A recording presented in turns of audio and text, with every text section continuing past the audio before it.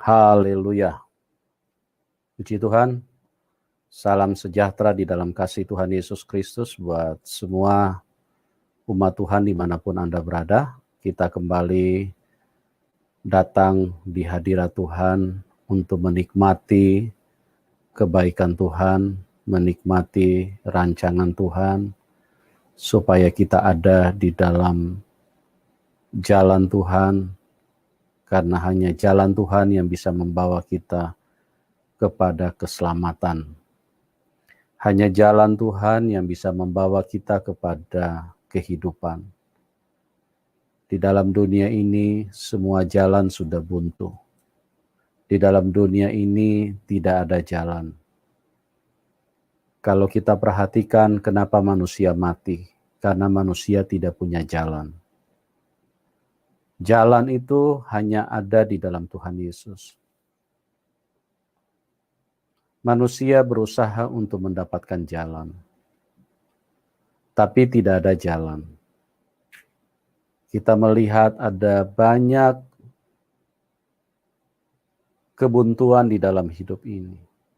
Dan kebuntuan terbesar adalah kebuntuan tentang kehidupan. Sehingga apabila kesehatan sudah tidak punya jalan keluar, sudah tidak punya pertolongan, maka manusia akan berakhir dengan kematian. Itulah satu pembuktian bahwa hidup ini di dalam dunia adalah kehidupan yang tidak ada jalan. Kehidupan yang ada di dalam Tuhan Yesus Kristus. Karena di dalam Dia ada jalan, ada pertolongan, ada kemurahan, ada kebaikan, ada mujizat. Oleh sebab itu, biarlah kita selalu hidup di dalam rencana Tuhan, karena hanya Tuhanlah yang bisa membawa kita kepada kehidupan yang sesungguhnya, kehidupan yang penuh dengan bahagia. Tuhan Yesus berkata, "Akulah jalan, kebenaran, dan hidup."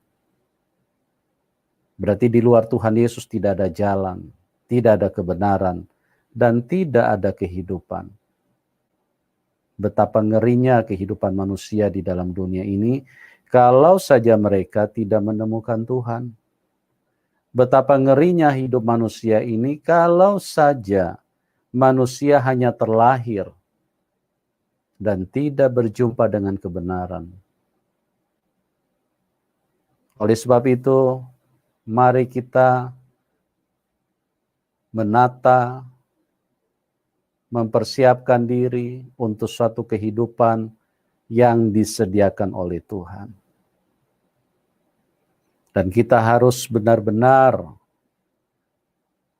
mempersiapkannya dengan sungguh-sungguh.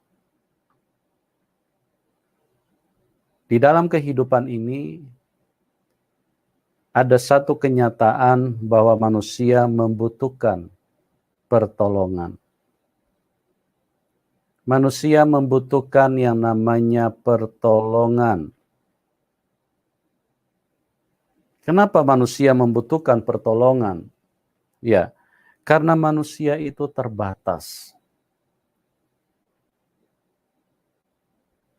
Terbatas apanya? Terbatas segala-galanya. Manusia ingin sekolah, terbatas dengan keuangan. Manusia ingin makan, terbatas dengan harganya. Bahkan terbatas dengan tempatnya. Terbatas dengan situasinya. Sehingga keinginan menjadi tinggal keinginan. Banyak orang yang sering kali tidak bisa sekolah karena terbatas dengan berbagai kondisi. Apa boleh buat? Karena memang keterbatasan itu yang dihadapi. Sehingga banyak orang yang tidak berpendidikan cukup baik.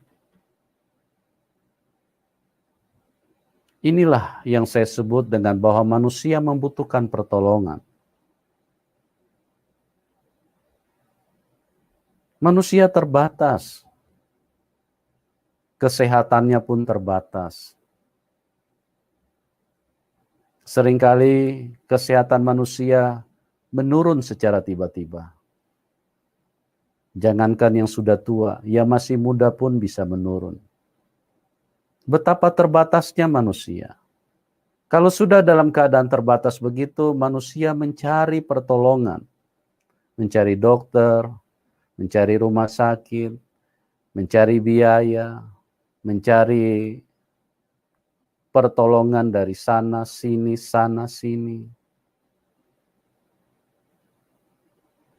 Kita melihat dan kita menyadari itu. Bahkan bukan hanya menyadarinya, hal itu mutlak.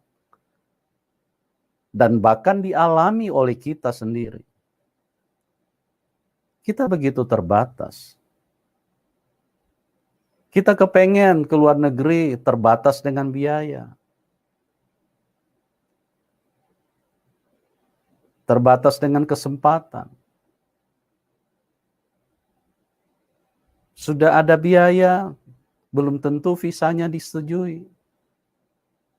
Ada begitu macam keterbatasan yang mengganggu kehidupan ini, yang merongrong kehidupan ini, yang membuat kadang-kadang kita jenuh, kita putus asa, seolah-olah apa yang menjadi kerinduan hati tidak bisa terpenuhi. Bahkan kita seringkali berpasrah dengan keadaan. Ya apa mau dibuat? Memang begini kenyataannya. Dan di dalam keterbatasan-keterbatasan itu, kita mencari pertolongan. Kita mencari bantuan. Sehingga keterbatasan kita bisa teratasi. Ketidakmampuan kita bisa tertolong. Banyak lagi keterbatasan-keterbatasan lain.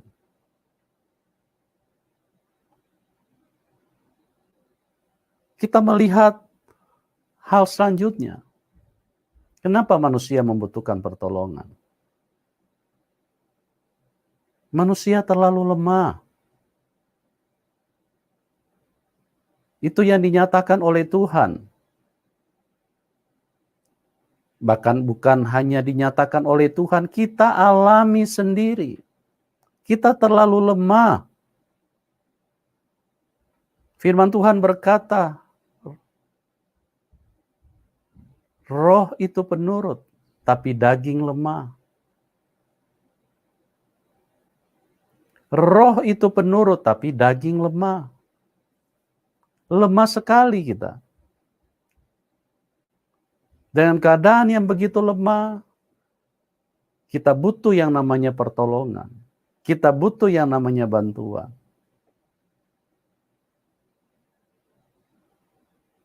Kita terlalu lemah. Ya.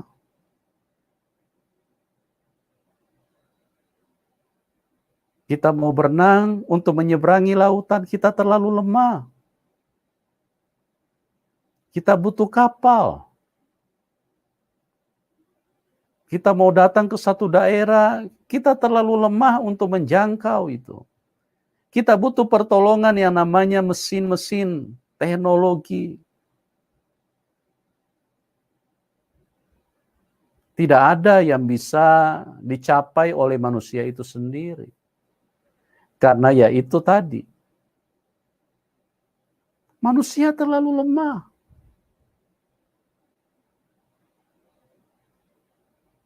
Sehingga di dalam kelemahan-kelemahan itulah yang membuat kita harus mencari pertolongan.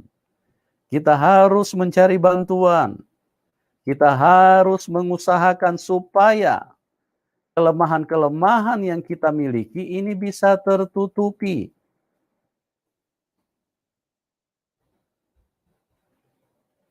Kita mau mengakses internet saja kita butuh guru. Kita mau menguasai alat musik saja kita butuh pertolongan karena kita lemah. Kita tidak mampu menjangkau itu. Ya, Tuhan mengingatkan. Roh itu penurut, tapi daging lemah. Nah terus kenapa lagi kok kita itu butuh namanya pertolongan? Pertolongan kita butuh karena kita juga maaf bicara, kita manusia ini juga bodoh. Makanya kita butuh pertolongan. Kita membutuhkan pertolongan. Kalau kita tidak percaya, kenyataannya seperti itu. Kita ini manusia bodoh. Dari masih kecil kita sekolah. Kita belajar. Untuk apa kita belajar? Untuk supaya jadi pintar. Kenapa supaya jadi pintar? Ya karena kita bodoh. Manusia itu bodoh. Maaf ya, saya juga manusia. Nah, oleh sebab itu kita ini butuh pertolongan. Mau belajar, mau bawa setir mobil saja kita butuh guru. Kita butuh guru untuk mengajar kita. Untuk belajar hal apapun kita butuh pertolongan dari orang lain. Nah, itu sebabnya di dalam hidup ini, pertolongan demi pertolongan seringkali kita usahakan. Dengan adanya keterbatasan, kelemahan, dan juga plus kebodohan. Cuman menarik sekali yang perlu kita perhatikan di sini, bahwa Tuhan berkata, dan inilah yang menjadi konsen kita. Karena di dalam keterbatasan, di dalam kelemahan, di dalam kebodohan kita memang mencari pertolongan. Tetapi ada satu ayat di dalam firman Tuhan yang mengingatkan kepada kita untuk tidak mengandalkan manusia. Untuk tidak mencari pertolongan dari manusia. Karena manusia itu juga lemah. Siapa manusia yang bisa menjadi penolong? Manusia yang lain juga butuh pertolongan. Sama dengan saudara. Kita butuh pertolongan. Tapi yang menjadi masalah, alamatnya sering salah. Kita mencarinya juga dari manusia itu sendiri. Padahal manusia tempat untuk kita mengharapkan pertolongan, itu juga terbatas. Itu juga bodoh. Itu juga lemah. Bahkan Tuhan mengingatkan kita di dalam Yeremia ke-17 ayat yang ke-5. Beginilah firman Tuhan. Terkutuklah orang yang mengandalkan manusia, yang mengandalkan kekuatannya sendiri, dan yang hatinya menjauh daripada Tuhan. Ya, beginilah firman Tuhan. Terkutuklah orang yang mengandalkan manusia, yang mengandalkan kekuatannya sendiri, dan yang hatinya menjauh daripada Tuhan. Di dalam benak kita, kalau di dalam keterbatasan, di dalam kelemahan, di dalam kebodohan kita, yang kita ingat selalu manusia yang lain. Yang mereka ingat adalah orang tua mereka. Papaku bisa memberikan pertolongan. Tapi menarik sekali apa yang dikatakan oleh firman Tuhan. Dengarkan bahwa papamu juga manusia. Yang punya kelemahan, punya kekurangan, punya keterbatasan. Jadi sungguh alangkah salah alamat kalau kita selalu mencari pertolongan hanya berdasarkan pertimbangan manusia. Ada orang juga mengandalkan anaknya. Di dalam kekurangannya, di dalam pertolongan yang dia ingin dapatkan, maka dia andalkan anaknya. Dia meminta bantuan dari anaknya. Sementara Alkitab tidak menyarankan itu.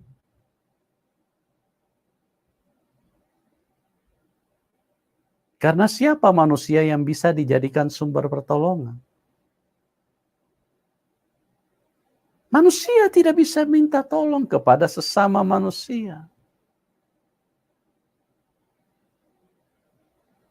Dan dikatakan di dalam Yeremia tadi, terkutuk. Terkutuk. Apa artinya terkutuk? Tidak ada kehidupan. Tidak ada kebaikan. Terkutuk artinya bahwa manusia justru terpisah dari Tuhan. Jika Anda mengandalkan manusia, banyak orang berharap, banyak orang mencari pertolongan dari pejabat. Pejabat bisa buat apa? Mereka mau menjabat saja, mereka butuh bantuan orang lain. Supaya orang lain mendukung untuk dia bisa menjabat. Bagaimana kemudian setelah dia punya jabatan, kita manusia mengandalkan pejabat. Inilah lingkaran setan. Inilah lingkaran berbahaya. Dan tanpa kita sadari, kita masuk ke dalam lingkaran kutukan, terkutuk. Artinya betapa bahayanya hidup kita jika kita mencari pertolongan dari sesama manusia itu sendiri. Atau mungkin ada yang berkata, saya punya orang kaya. Saya punya sahabat orang kaya. Saya mau andalkan dia. Saya mau minta bantuan dari dia. Bahkan tidak jarang juga pendeta mengharapkan bantuan dari orang kaya. Mari dengarkan teman. Jangan salah alamat. Jangan membuat Anda melawan firman. Jangan membuat hidupmu berbenturan dengan kebenaran. Tanpa sadar hidupmu sementara melawan kebenaran itu sendiri. Karena Tuhan berkata bahwa pertolonganku itu hanya dari Tuhan. Bukan dari manusia yang lain. Pertolonganku. Penolongku. Yang memberikan jalan keluar. Yang memberikan bantuan. Jangan pernah andalkan manusia. Jangan pernah andalkan orang kaya. Orang kaya gampang berubah. Bulan ini dia kasih persembahan sama Anda. Belum tentu bulan depan dia kasih lagi.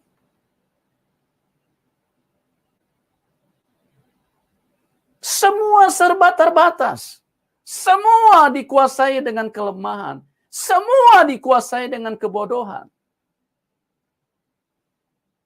Bahkan ada orang yang kecewa karena pertolongan yang diharapkan dari manusia itu sendiri, tapi tidak kunjung tiba.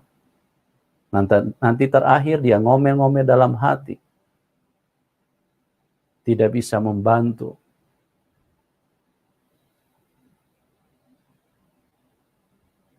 Ya, sebetulnya kesalahan itu adalah sebuah keputusan yang kita pilih. Karena kita menginginkan pertolongan itu dari manusia. Oleh sebab itu, mari kita mulai mengenali kehidupan yang menjadi konsep Tuhan. Menjadi suatu kehidupan yang penuh dengan kemenangan. Yang Tuhan inginkan itu dimiliki oleh setiap manusia. Oleh setiap kita. Karena kehidupan yang sesuai dengan rencana Tuhan, itulah kehidupan yang berbahagia. Nah, pada kesempatan ini kita akan melihat bahwa penolongku yaitu Roh Kudus. Roh Kudus adalah penolongku. Kita bisa lihat itu di dalam Yohanes pasal yang ke-14 ayat yang ke-16. Aku akan minta kepada Bapa, dan Ia akan memberikan kepadamu seorang penolong yang lain, supaya Ia menyertai kamu selama-lamanya. Ya. Tuhan sudah memikirkan itu. Bahkan Tuhan sudah menyediakan itu. Tuhan sadar dan Tuhan tahu bahwa kita terbatas, kita lemah, kita bodoh. Dan juga Tuhan tahu bahwa pertolongan dari manusia yang lain itu terbatas. Pertolongan dari manusia lain itu juga sangat lemah. Pertolongan dari manusia lain itu juga sesuatu yang bersifat bodoh. Nah, disitulah kita melihat bahwa Tuhan menyiapkan seorang penolong yang sesungguhnya dapat melepaskan setiap kita dari kelemahan, dari keterbatasan, dari kebodohan kita. Kita melihat Alkitab berkata, Yusuf adalah seorang yang terbatas sekali. Tapi di dalam keterbatasannya dia tidak putus asa. Karena dia mencari pertolongan yang tepat. Pertolongan yang memberikan jawaban yang sempurna terhadap semua keterbatasan yang dia miliki. Waktu dia ada di dalam penjara di Mesir. Apa yang dikerjakan oleh Yusuf? Dia memiliki pertolongan yang sempurna. Dia memiliki roh Tuhan. Dia andalkan roh Tuhan. Roh Tuhan adalah penolongku. Roh Kudus adalah penolongku. Di dalam keterbatasannya, siapa yang bisa menolong dia? Siapa yang bisa mengangkat dia? Dia bukan hanya seorang asing, tapi dia seorang tahanan. Dengan kasus yang berat. Karena dia dianggap berzina dengan majikannya, seorang pejabat di kerajaan Mesir. Dia begitu terbatas. Mau cari lobi di mana? Mau cari pengacara di mana? Dia ada di Mesir, di tempat negeri orang.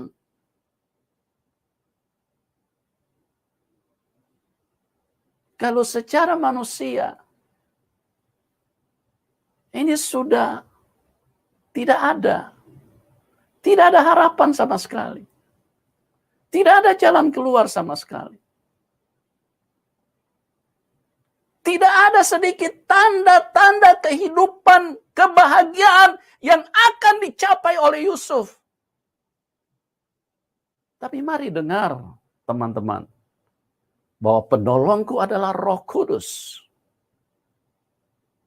Penolongku adalah Roh Kudus. Di dalam keterbatasan, di dalam penjara, di dalam begitu sulit situasi yang dihadapi saat itu. Tidak punya uang. Tidak punya pejabat. Tidak punya pengetahuan karena dia masih muda sudah dijual oleh saudaranya. Siapa yang bisa menolong dia? Penolongku adalah Roh Kudus. Betapa hebatnya kalau seseorang bergantung dengan Roh Kudus.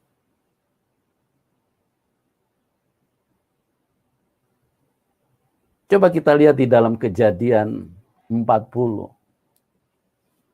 Kita melihat ayat ini.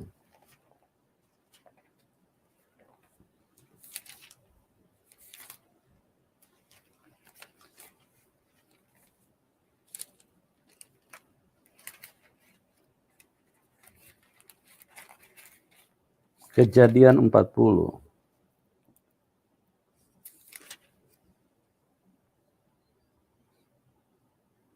Kejadian 41.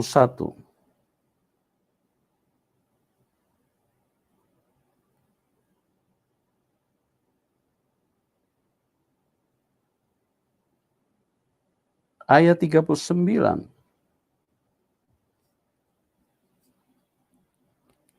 Kata Firaun kepada Yusuf, oleh karena Allah telah memberitahukan semuanya ini kepadamu. Ayat 38 mulai. Lalu berkatalah Firaun kepada para pegawainya, mungkinkah kita mendapat orang seperti ini? Seorang yang penuh dengan roh Allah. Mungkinkah kita akan mendapatkan orang seperti ini? Seorang yang penuh dengan roh Allah. Penolongnya adalah roh Tuhan. Penolongku adalah Roh Kudus. Pada saat Roh Kudus menolong kita, kita bukan hanya dibebaskan dari penjara, tapi Tuhan bisa mengangkat kita sampai ke langit.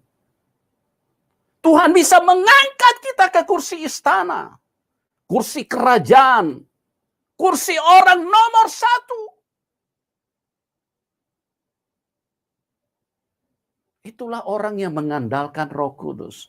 Itulah orang yang mencari pertolongan dari Roh Kudus. Tidak mengandalkan pejabat. Siapa yang mau dia andalkan? Pejabat mana yang bisa mengangkat seperti itu?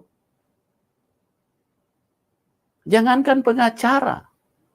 Uang 1 rupiah di dompet pun sudah tidak punya. Bahkan dia dituduh sebagai pelaku kriminal. Sebagai orang yang merampas kekudusan rumah tangga orang lain. Dia difitnah, dijebloskan di dalam penjara. Semuanya buyar, semuanya buntu.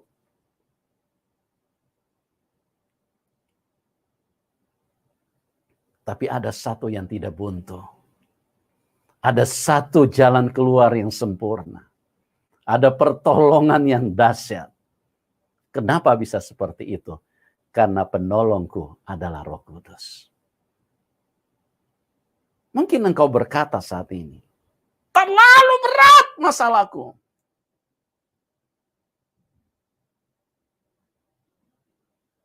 Kepada siapa engkau menjadikan pertolongan hidupmu? Sama siapa engkau bergantung menghadapi situasi yang begitu pelik ini? Situasi yang begitu tidak mengenakan ini. Saya mau beritahu kepada kita, Yohanes 14 ayat 26 tadi berkata, penolongku adalah Roh Kudus.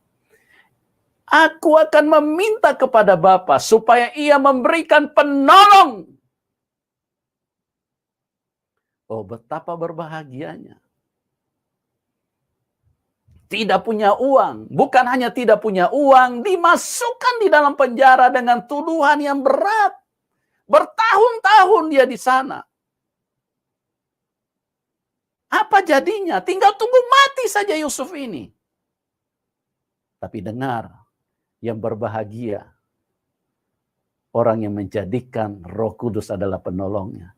Pada waktu dia berjumpa dengan Firaun, Firaun pun terheran-heran di dalam Kejadian 41 ayat 38 tadi. Coba kita lihat. Firaun pun terheran-heran. Oleh sebab karena terheran-herannya Firaun melihat ada satu orang yang luar biasa di dalam penjara ini, sehingga Firaun memutuskan Aku akan mengangkat engkau menjadi kuasa. Lihat ini ayatnya nih, 38. Ayat 38. Lalu berkatalah Firaun kepada para pegawainya, "Mungkinkah kita mendapat orang seperti ini, seorang yang penuh dengan roh Allah?" Ya. Mungkinkah kita mendapatkan seorang seperti ini?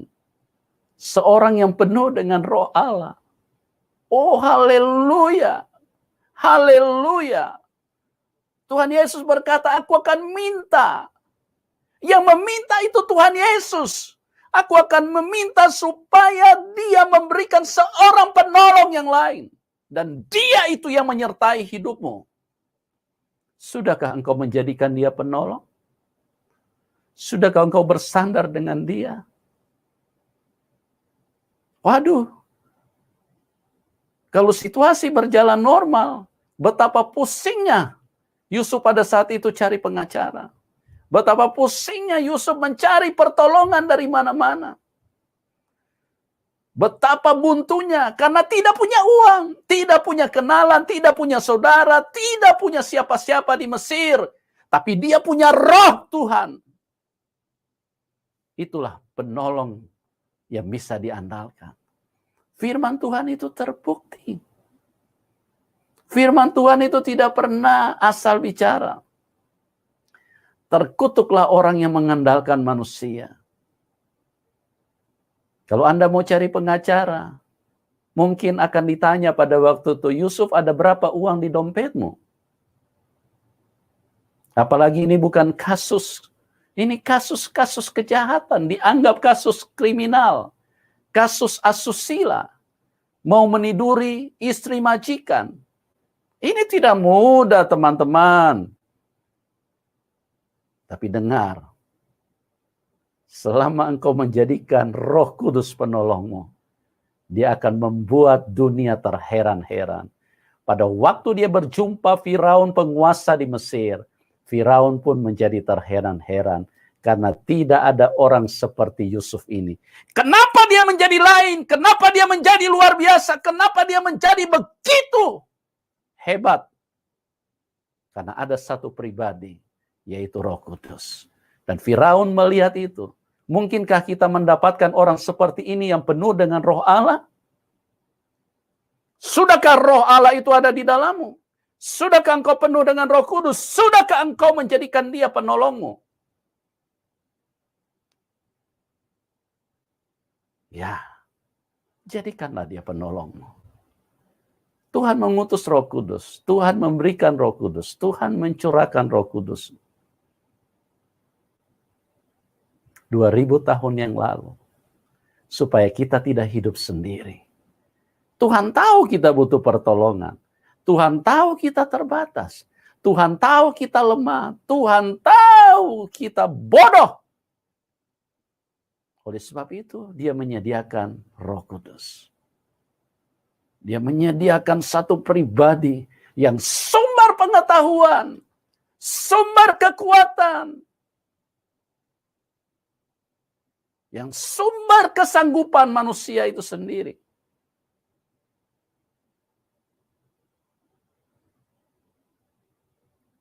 Mari berjalan di dalam kemenangan. Mari miliki kehidupan yang sesungguhnya yang telah dirancang oleh Tuhan. Dan berhentilah mencari pertolongan dari manusia. Manusia yang lain juga terbatas sama dengan kita. Manusia yang lain juga lemah sama dengan kita. Manusia yang lain juga bodoh sama dengan kita. Tapi ada satu sumber kekuatan. Ada satu sumber yang tidak terbatas. Ada satu sumber kepintaran. Seperti yang dimiliki oleh Yusuf. Karena apa dia bisa seperti itu? Karena dia menjadikan Roh Kudus pertolongannya. Di dalam kebodohannya dia tidak mengerti. Orang-orang bijak di Firaun, di istana Mesir, tidak sanggup menerjemahkan mimpi. Tapi ada satu sumber pengetahuan yang tidak terbatas, yang sanggup menjelaskan segala hal yang membuat Anda hidup, yaitu Roh Kudus. Anda bisa bayangkan, ada satu mimpi yang dialami oleh Firaun. Kalau seandainya tidak ada pengetahuan yang bisa menyingkapkan itu, tidak ada kepintaran yang bisa memberitahu Firaun pada waktu itu apa yang terjadi. Berjuta-juta manusia akan mati. Berjuta-juta manusia akan binasa karena tidak ada makanan. Akan terjadi kelaparan hebat. Siapa yang bisa menjelaskan itu? Hanya Roh Kudus. Mari teman-teman, apapun yang kau hadapi saat ini, selama engkau menjadikan Dia pertolonganmu, selama engkau menjadikan Dia andalanmu, selama engkau terus mengedepankan Dia di dalam hidupmu, dan mengatur segala sesuatu yang ada di dalam hidupmu. Apabila engkau memilih pasangan, apabila engkau sudah berpasangan, apabila engkau memilih pekerjaan, apabila engkau memutuskan di dalam pekerjaan, apabila engkau sudah melakukan pekerjaan, ada berkat yang luar biasa apabila engkau menjadikan Roh Kudus pertolonganmu. Selama Roh Kudus ada di dalam hidupmu, engkau akan hidup menjadi luar biasa. Tuhan Yesus memberkati kita